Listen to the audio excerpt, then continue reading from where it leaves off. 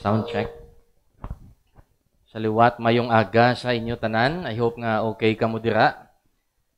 Before ko maghatag mensahe, may announcement anay.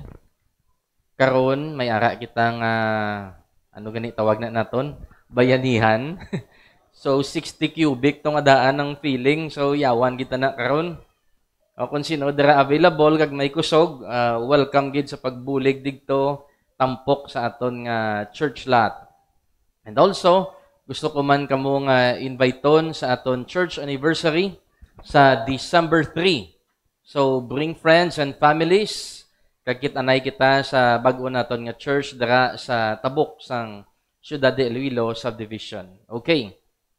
Mamangkot ko sa inyo, how much do you need to earn God's well done? Pila gid bi ang kinanglan mo para maangkon mo ang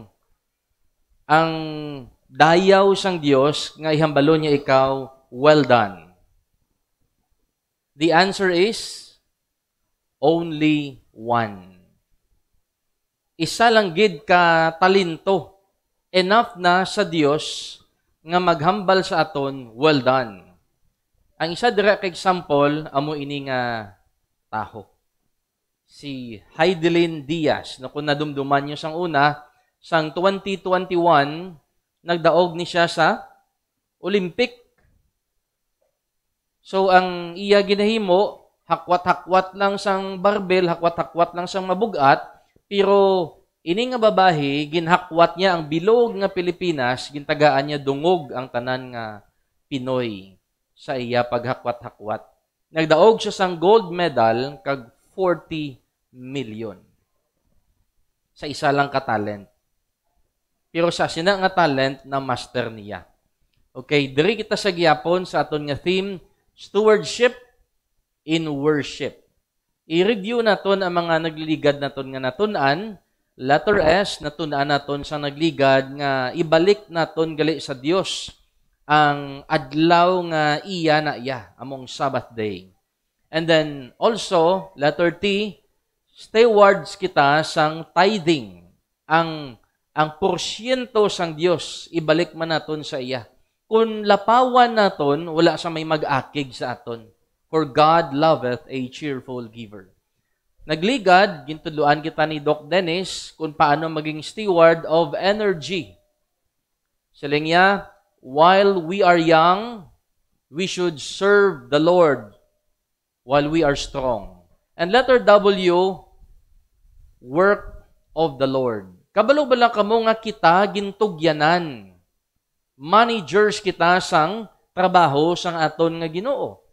Naghambalda siya nga sang nagkayab siya sa ibabaw, he had committed unto us the ministry of reconciliation. So may trabaho nga gintugyan ang Dios sa aton. Kag kinanglan naton maging stewards or good stewards sa sina nga trabaho. Basahon naton sang dungan liwat ang Matthew 25:23 about ini sa the parable of the talents. Okay? Ready? Read. His Lord said unto him, well done, good and faithful servant. Thou hast been faithful over a few things. I will make thee ruler over many things.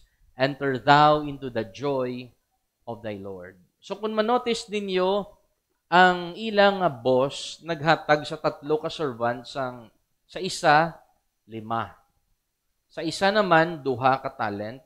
And then sa isa, 1 lang. Ang 5, nakaginan siya sang 5. Siling sang iyang agalon, good and faithful servant.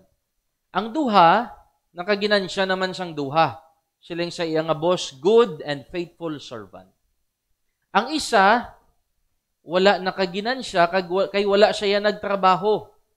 Ang hambal sang iyang agalon, wicked and slothful servant. So bisan isa lang gali ka talent ang yara sa imo, kung naging good ikaw and faithful servant, enough na ina nga dayawon kita sang aton nga Dios. Mga muyo kita anay.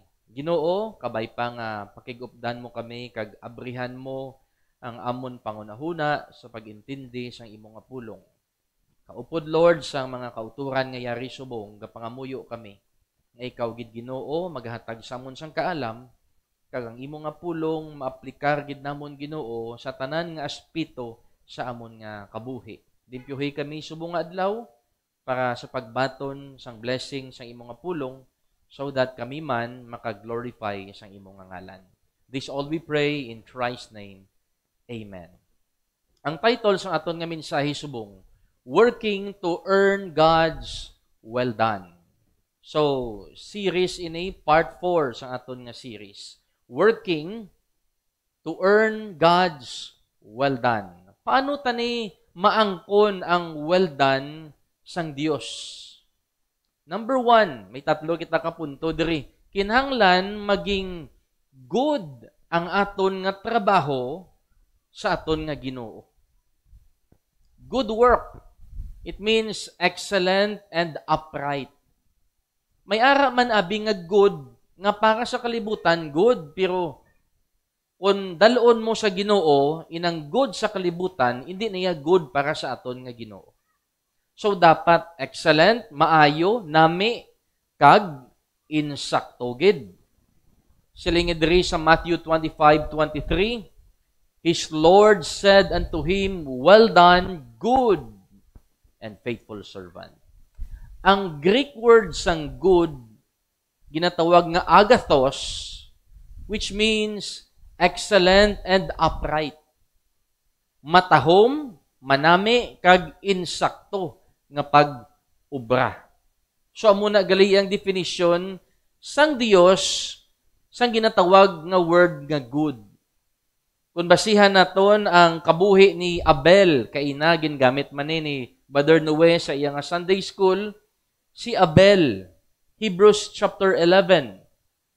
By faith Abel offered unto God a more excellent sacrifice than Cain, by which he obtained witness that he was righteous, God testifying of his gifts, and by it he being dead yet speaketh.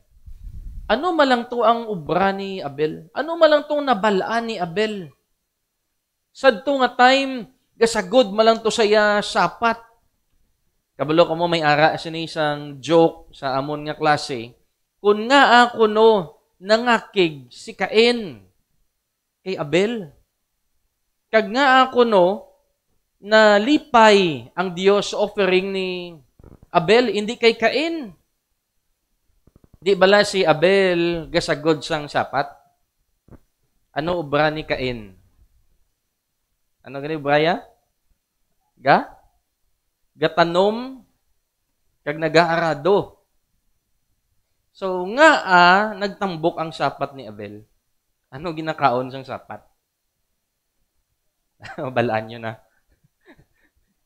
Ugot-ugot guro to si Cain siya. Okay, so hindi amo na istorya, no? Joke lang na. So ano malang tong nabalaan ni Abel? Sagod sang sapat. Pero ang pagsagod ya sang sapat, ginami yagid kagin master gid niya. Siling sa Genesis, ang iyang offering firstling, kag pinatambok, gin-offer ya sa aton nga Dios. That is why ginhambal diri a more excellent sacrifice than Cain. Ginami ya ang iya trabaho. Ginhimo ya excellent ang iyang halad sa Dios. Siling sa Ginoo, righteous ikaw. Insakto ang imo ginahimo. So nadubot silingon sang kabuhi ni Abel nga nagatudlo sa aton nga kita gali nga mga Kristohanon, whatever we do, dapat sa aton trabaho, kung ano man ang aton ginahimo, dapat himuon ta sang insakto. Basihan ta ang kabuhi ni David, the shepherd boy. Ano man lang itong nabalaan ni David that time? Bantay-bantay sang karniro? Pero bisan gabantay lang saya sang karniro, gin-master niya to ya ang pagtirador, ang pagsling sa mga nagakaon sang iya ginabantayan. Hasta nga nagsagad, kag nag-abot ang opportunity, nga may kontra siya nga mo si Goliath. Kag amo man na nga sling ang naghimo sa iya, nga king.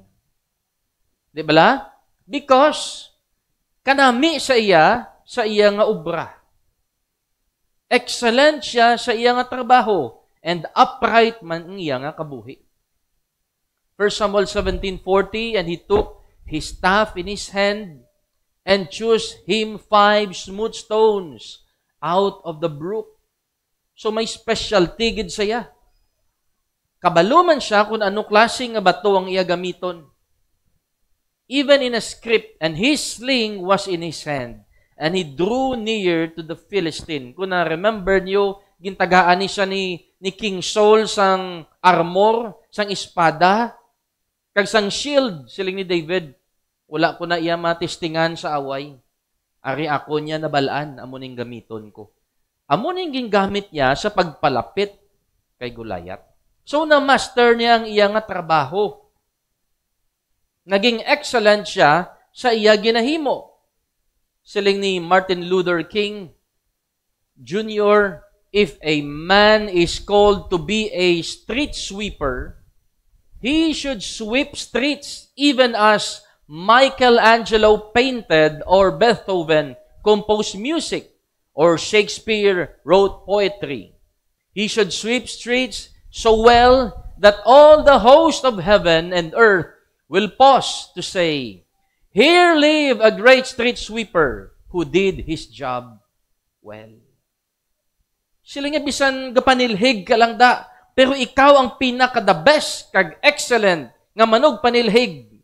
Kag sa imo trabaho, bisan ang anghel sa langit magauntat kag magalantaw sa imo, amune ang pinakanami nga manog silhig sa bilog nga kalibutan. Sa imo utod ko, ano ginaobra nyo sa adlaw-adlaw? Gatuon ikaw, estudyante ikaw, negosyante ikaw, bulantiro ikaw, gaobra ikaw sa construction, electrician ikaw, whatever ang aton ginahimo. Kung ginahimo naton sang insakto, ang aton nga Dios magadayaw sa aton binuhatan. Proverbs 22:29, "Seest thou a man diligent in his business?" So, nga diri lang tawabala ang isa kataho nga pisan, faithful, or diligent sa iya nga mga ginaobra. Ang ina nga taho nga diligent, he shall stand before kings. He shall not stand before mean men.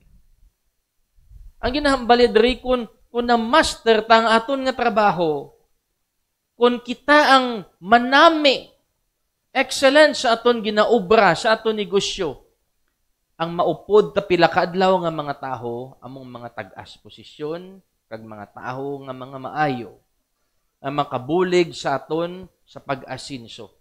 Hindi ta mangin kaupod ang mga taho nga wala sing pulos. Siyempre, kung maayo ka mag-ubra, pangitaon ka na sang tao bisan diin ka. Balaan nyo man na, guro. Kung maayo ka mo sa inyong trabaho, ang inyo nga customer, tultulon niya ikaw sina. Hindi na sila magsalig sa iban. Kung maayo ka nga negosyante, masalig na ang mga supplier sa imo. Pautangon niya ka na nga pautangon. Ikabalo siya, mabayad ka man gyapon. He shall stand before kings. He shall not stand before mean men. 2 Timothy 2:5, "If a man also strive for masteries," kung gusto sang tao magsagad, maging the best kag excellent, "yet is he not crowned except he strive lawfully." Siling diri, hindi siya magsagad kung hindi siya magtinguha sang insakto. Dapat insakto gid.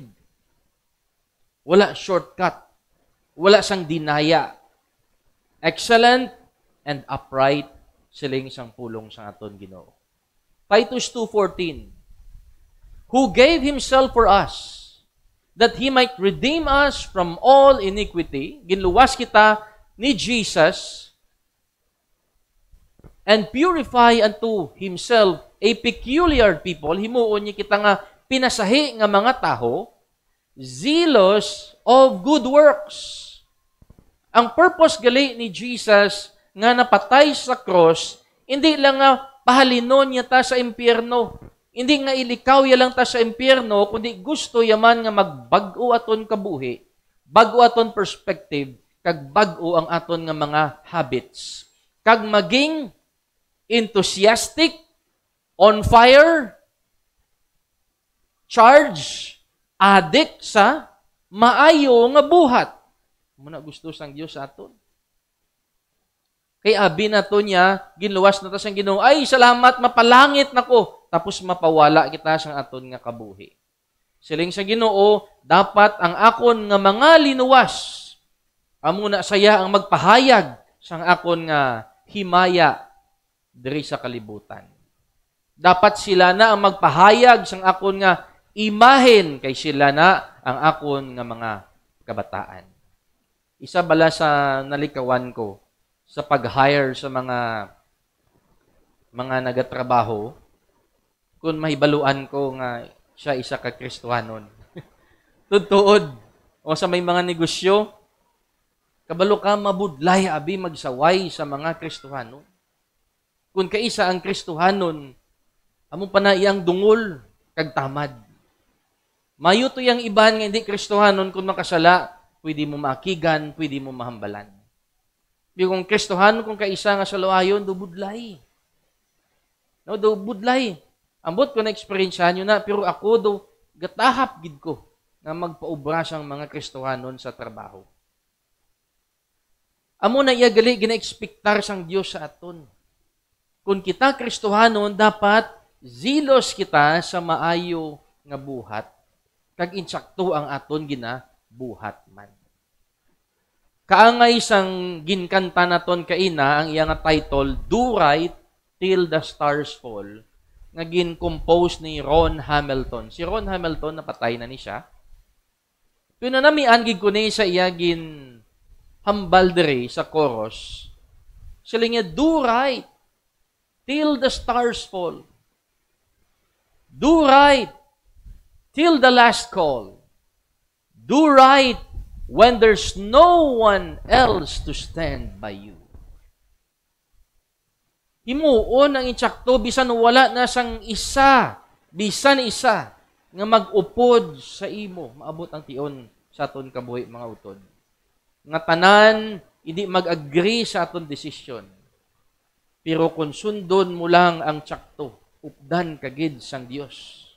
Siling niya, do right when you're all alone. Do right, though it's never known. Do right, since you love the Lord. Do right. Bangod kay palangga ta ang Dios, himuon ta ang insakto. Si Jesus gani nagsiling sa may Matthew 6:33. Ini ba lang a verse? Perti ka rich sang iyang meaning. Sa ulo niyo man seek ye first the kingdom of God. And then he said, and His righteousness. Hindi lang ang ginharian sang Dios ang aton pangitaon, lagson, kundi pati ang iya pagkamatarong. Amo man ang aton nga lagson pangitaon. Kay ang tanan ining mga butang magaupod sa aton, idugang niya sa aton. So it should be a good work. Number 2, it should be a faithful work. Dapat matuto man ini nga trabaho. May arabi nga good, excellent ang ila trabaho, pero hindi naman sila consistent. Hindi naman sila faithful. So hindi na pwede silang siyang aton Ginoo. Faithful work means trustworthy or reliable, masaligan. Masaligan ang iyang trabaho.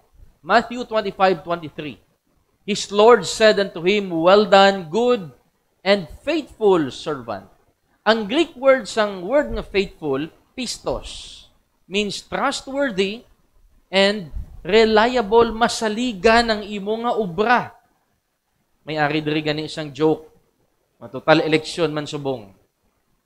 Siling isang babae sa lalaki, siguro nubiyahanay ni sila. Siling nga padalagan kakagawad ay. siling sang laki. Paano mo na balaan? Paano mo nalaman? Siling palabugno ka na subong bi? Sang una, hindi man. May ara na nga nagambal nga, hindi ka gani mapangayuan sang tanglad, padlagan ka kagawad. So, dapat faithful kita yaton, consistent kita halin sa una, hasta na saya sa may punta. Dapat faithful kita sa aton nga trabaho. Nantawa si Nehemiah. Ano malang ni ubran ni Nehemiah? Nagaserbisyo sa hari, naghatag siya sang ilimnon. Cup bearer. Amo lang na kasimple kung sa aton pabla waiter. Do wala gidya balasing handumon sa iya obra, kiti amo lang gid na iya function niya. Pero si Nehemiah, siya ang pinaka-the best nga cupbearer sang hari.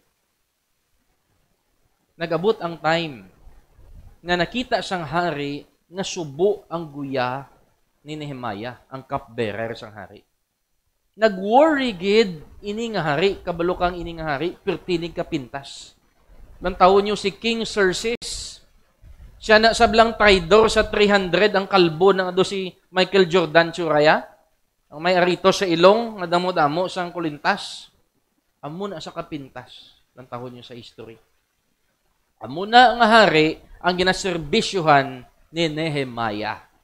Pero tingala kamo, amo mani nga hari ang gingamit sang Dios nga magpadala sang materials, magpasugot kay Nehemiah nga magpuli digto sa Israel kag mag-rebuild sang temple.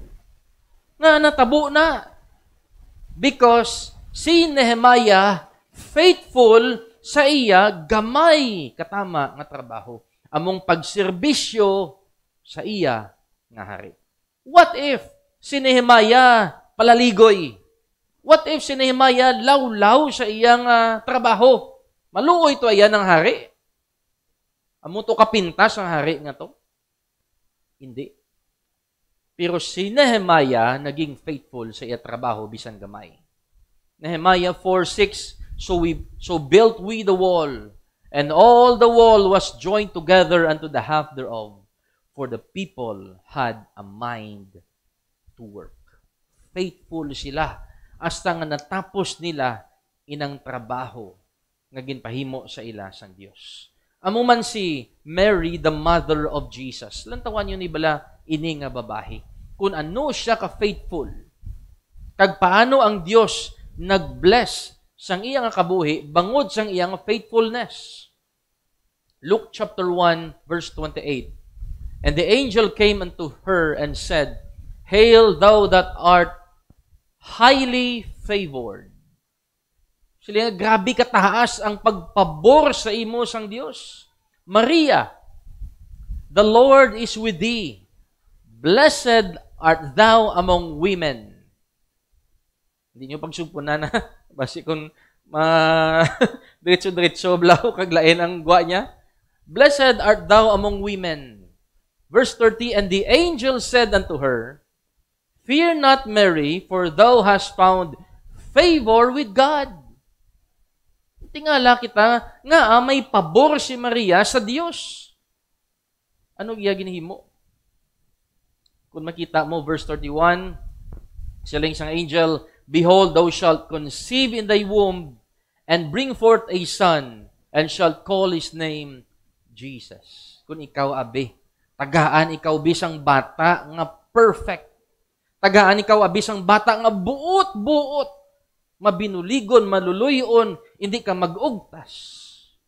Dibla mo ni si Jesus, siling isang Dios, ini nga babae, takos ini, worthy ini nga mag-handle, mag-take care sang manluluwas sang bilog nga kalibutan. Nga man, because si Mary faithful. Verse 34, Then said Mary unto the angel, How shall this be? Seeing, wala ko ya ka-experience siya sang lalaki. So putli ang ini nga babae. Faithful siya. That's why ginsaligan siya sang Dios, bisan pa ang anak sang Dios. Siya ang nag-take care sila. So, amo man na sa aton gali kabuhi, kung faithful kita sa gamay, ang Dios nagalibot na iya mata sa bilog nga kalibutan. Kag makita ina kung insakto aton tagipusoon, and then idugangan niya, kag dugangan niya, para maging faithful kita sa dako nga ihatag sang aton Ginoo. 1 Corinthians 4:2. Moreover, it is requirement sang Dios sa mga managers niya, sa iya nga mga stewards, that a man be found faithful. Amo ning requirement sang Dios, matutom. Kung kamo abe may mga negosyo, kag may mga trabaho nga ginakaptan, matugyan mo bala sa imo tinaho nga matamad or hindi faithful ang imo negosyo? Ang mga mahal nga mga butang, ang mga dagko iya nga bili kag importante nga bagay, itugyan mo bala sa tawo nga hindi masaligan? Hindi. Ang Diyos siya, amo man ini. That's why, requirement niya sa iya nga mga managers, kaangay naton, nga maging matutom kita, para tugyanan niya kita sang dako-dako. Arihalan, tawan niyo balang ginhambal sa the book of Ephesians, kung paano ang Diyos magtudlo sa aton sang pagpasunod. Ephesians 6 verse 1. Ginatudloan niya ang mga kabataan nga magtahod sa ila ginikanan. Di ba? And then, kaya mo ining insakto. Verse number 2. Sila nga, honor thy father and mother, which is the first commandment with promise. Ang sugpo niya ni, malawig ang kabuhi sa mga kabataan, i-bless pa siya sang Diyos. So, ini nga commandment para sa mga kabataan. Verse number 4, makita naton, ang taon na anay naton mga kabataan. So, ang verse 1, ginamando iya sa mga kabataan nga magtahod sa ginikanan. And then next, ang mga tatay. So, ginatudloan niya ang mga tatay, no, nga hindi magpaugtas sa ilang mga kabataan. So, una ang kabataan, kung ang kabataan kabalo magrespeto, pila ka adlaw inang kabataan, mangin tatay man, insindihan nilang sitwasyon. Mga kabataan, mga tatay. And the next, verse 5, servants. Ginunay ang servants, sila nga, be obedient to them that are of your masters according to the flesh. Dapat magsunod kamo sa inyong nga boss. And the next sa gintudloan, amo ang mga boss naman. And ye masters, do the same thing unto them, forbearing, threatening, knowing that your master also is in heaven, neither is there respect of persons with him. Naulang tawan nyo, kung ang bata hindi kabalo magrespeto sa iya ginikanan, anong matabo? Pila ka adlaw, hindi man siya mangin maayo nga ginikanan. Kung ang kabataan hindi kabalo magrespeto sa ginikanan, kag magtrabaho siya sa iya nga boss, sigurado hindi iya pagrespeto niya nga boss. Di bala? Kung ang kabataan wala kaagi trabaho, pila ka adlaw maging boss siya, hindi man siya kaintindi sa iya trabahador. You see ang faithfulness nga ginatudlo sa aton sang Dios. Naghalin ini sa mga gagmay nga bagay, sa ginikanan, sa trabaho, sa ministry, kag tanan-tanan. Faithfulness tawag diri sa mga gamay nga bagay nga aton ginahimo adlaw-adlaw nga tanan. Kaya aton abi focus digto lang taya sa mga dagko ginansya, ang mga gamay-gamay diri sa balay bayan tana. Piyo kun anong ginahimo ta sa balay, amo nang ginahimo ta sa gwa. Kag amo nang aton nga karakter pila ka adlaw. Si Jesus, nagkadto siya kay John the Baptist, nagpabaptize. Ano gani silingon sang baptism? Gusto niya magsunod sa Dios. So after nga ginbaptize siya ni John the Baptist, lo, a voice from heaven saying, "This is my beloved Son in whom I am well pleased.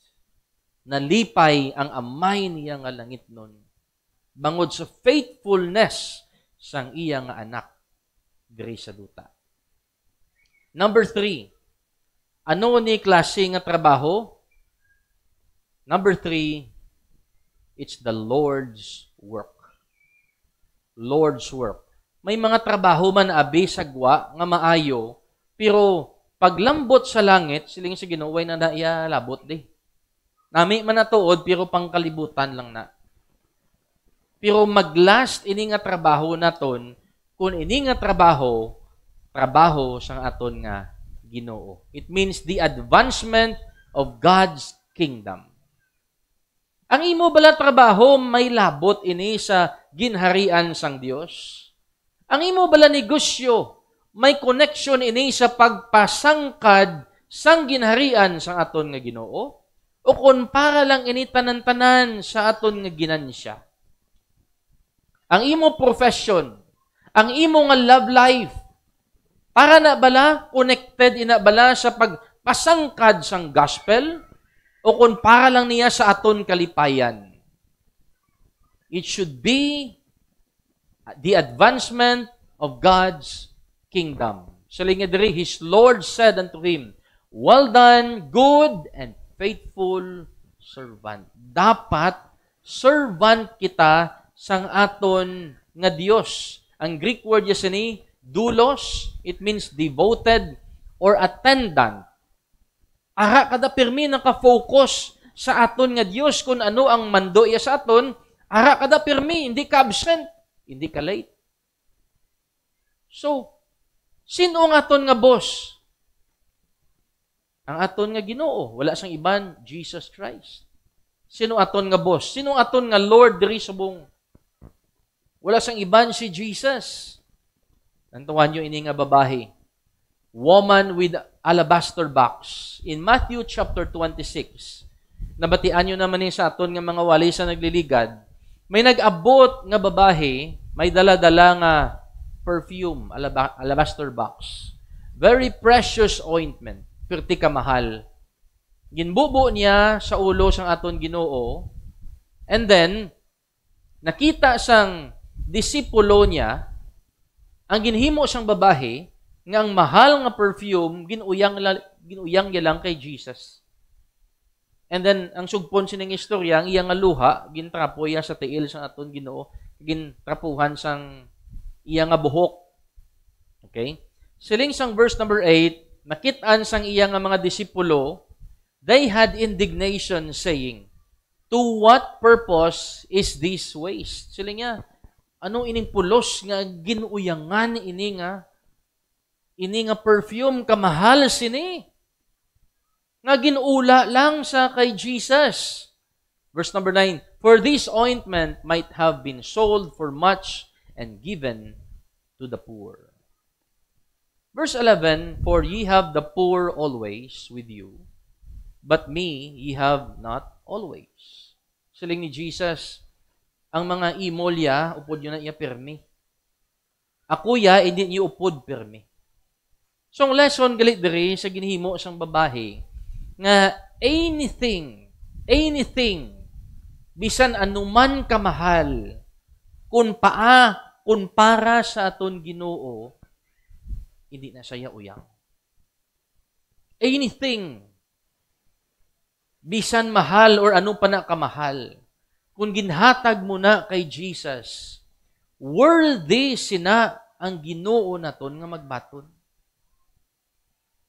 Ang mga imolya, sila niya, ara na da permi sa inyo, upod nyo na. Anytime pwede nyo na mahimo, buligan sila. Ako ya dugay-dugay, mapatay na ko. Siling ni Jesus, wheresoever this gospel shall be preached in the whole world, there shall also this that the woman hath done be told for a memorial of her. So niya, kung diin man ni makalambot ang maayo nga balita, dra man na makalambot ang istorya sang sini nga babae kung anong ginhimo iya sa akon. So, ang but ya silingon mga utod ko, hindi ni madula ang reward sang babae nga ginbubo ya sa ulo sang aton Ginoo. Kung ano man ang pangabudlay ta kag gin-offer sa aton Ginoo, hindi gid na saya masayang. Hebrews 6 verse 10, for God is not unrighteous to forget your work and labor of love, which ye have shewed toward His name. Nga ginpahayag niyo ang naglain diri amo ini nga mga words, which ye have shewed toward His name, in that ye have ministered to the saints and do minister. Sang una bala, sang ara ko sa nakakadto ko sa airport nagpa Manila, may akan na naglibot-libot nga mga taho, ambot ko may ara pa na subong. Dugin corner ya ko bala kag sila nga, sir, support ka di sa foundation namon, Save the Children. Buti sa malipot ng istorya, doon nadala ka man bala sa sales stock. Nagsugot man ko, ginatagot to akon nga ano na tawag na ATM na black card, debit card na ginabuhi na nila 700 per month. Di man nagsugot man ko to yaman, siling ko hindi man to hilikoton sang Dios. Tuod nga nami na sa nga magbulig kada sa mga street children, pero wala na siya koneksyon sa ginharian sang Dios. Yes, tuod nami magbulig, pero wala na connect ang gospel. Makakaon sila adlaw-adlaw, pero wala sila kaluwasan. Mayutani ko na connect na siya sa ministry sang Ginoo. Miyara pagid ang pakaisa ko, sila nga, boy, nakulit ako na kada tuig. Bulig ka di sa brigada, eskwela. Bangod kinatakan mo, gahuo na lang ko na, pero actually nanugunan ko. Tuwad ka bulig kita, pero hindi na siya connected sa ginarian sang aton nga Dios. Butang tabi, pag serbisyo publiko. Sino diri ka padalagan kagawad? Sinong inrate? Late ka na nung sa pag-file mo? Nami na siya nga trabaho kay gaserbisyo ka sa barangay, gabulig ka sa mga kinanglanon sa mga tao. But I tell you, ina nga serbisyo, hindi na siya magdangat sa langit. Wala ka na digto nga reward kuhaon because diri lang na asta sa duta. Pero kung gamiton mo na nga magpang soul winning, magpang disciple, may connect na siya sa ngalan sang aton nga Ginoo, which ye have shewed toward His name. Amo na gani mga utod ko, kung ano man trabaho ta, estudyante ka man, maestra ka man, negosyante, o kung empleyado, kung ang trabaho mo gina-connect mo sa advancement sang ginarian sang Dios, may reward ikaw pila kadlaw. Ginatawag ina nga the Lord's work. The Lord's work. Muna kung kaisa kung may feeding program, sige, mapakaon kita sa mga bata, mapakaon kita sa pigado, mahatag kita relief. Pero kung wala man lang sang pag-spread, kag pag-share sang gospel, anong pulos siya sina? Wala lang. Nag-uyang lang takwarta, kagin busog ta lang sila, kag dason nga adlaw, gutom naman sila. Kanugon lang. 1 Corinthians 15:58. Therefore, my beloved brethren, be steadfast, unmovable, always abounding in the work of the Lord. You see, makita mo diri, kinanglan, sige-sige kita nga magbugana sa trabaho sang aton Ginoo. Kay anong trabaho sang aton Ginoo? Kay kabalugid kamo, ang inyo pagpangabudlay, hindi manginwala pulos sa aton Ginoo. Malawig iniya for all eternity. Because ginhimo mo ini para sa ginarian sang aton nga Dios. Ginhimo naton ini para sa pagpasangkad sang ministry sang aton nga Ginoo. Siling ni Jesus sa Mark 9:41. For whosoever shall give you a cup of water to drink in my name You see, bisan sino nga taho nga maghatag sa isa ka alagad sang Dios, bisan tubig lang, bisan hindi pa Coke, bisan butang tabi kape na lang, no? Dapat Starbucks gid ha. Ginagdamo to ba si pastor pangapita, no? Pasalamat ko na permi kay Brad Jumari, Brad Alvin, Brad Jumar. Pastor kapita, sila na dyan mabayad kay Brad Nunoy. Siling ni Jesus, may reward ka mo. Bati-bati na nga daan. Pagin may sandwich eh. Whosoever shall give you a cup of water to drink in my name sa ngalan sang aton Ginoo, because ye belong to Christ.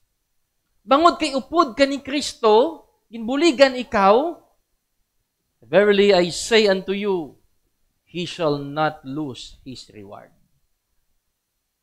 Siling niya, whosoever. So, bisan unbeliever ikaw, bisan wala ka pa naluwas, pero nagbulig ikaw sa alagad sang Dios, paano ang Dios magbalik sa imo? Kaya hindi ka man magpalangit. I-bless siya ka diri sa duta eh. Remember niyo si Cornelius? Si Cornelius, hindi saved. Gentile. Pero kanami siyang iabatasan, gabulig siya sa mga imol. Ano ginhimo sang Dios?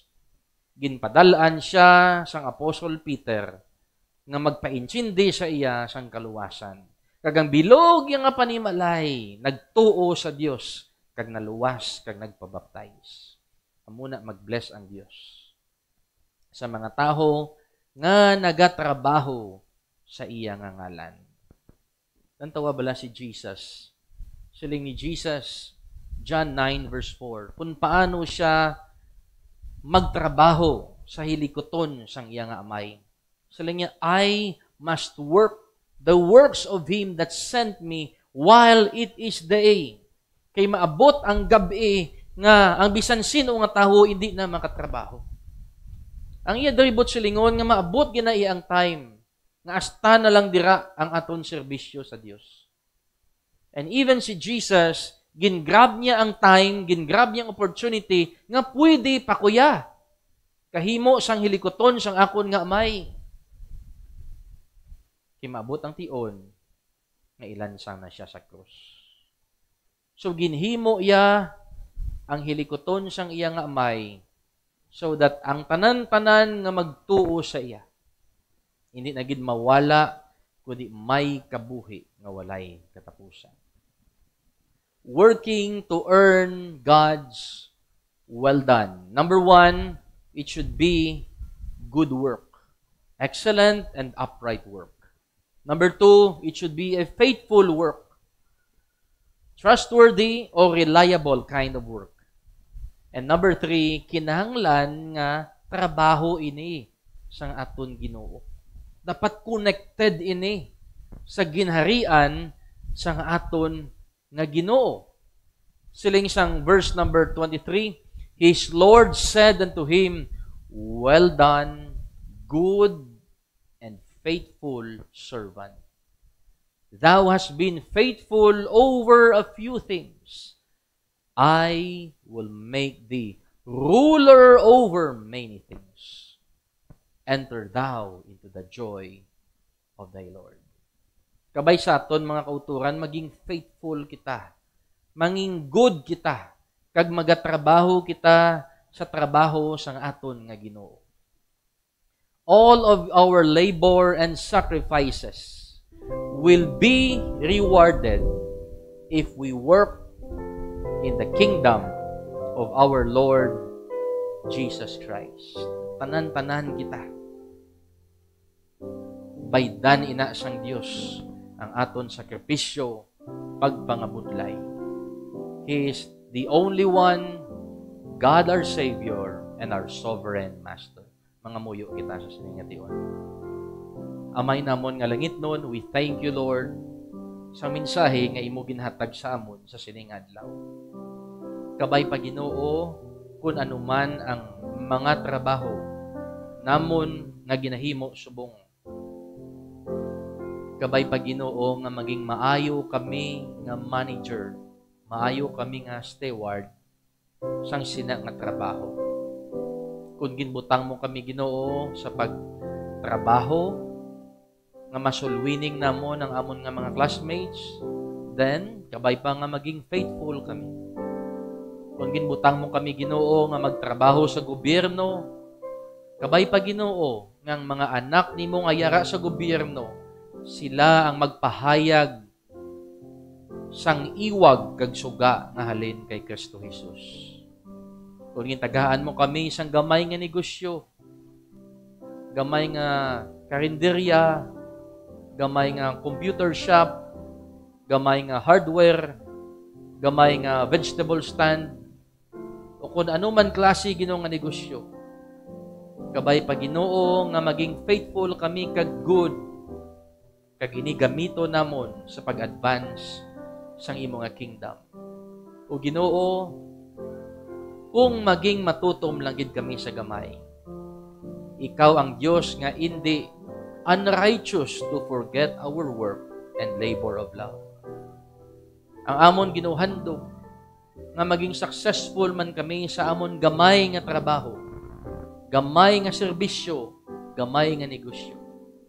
Gani, Lord, ang lesson subong, kabay pa ang mga gagmay nga mga butang nga wala namon na ubrahaw namon, Ginoo, sang insakto para mangin masaligan mo kami sa mga dalagko nga mga bagay.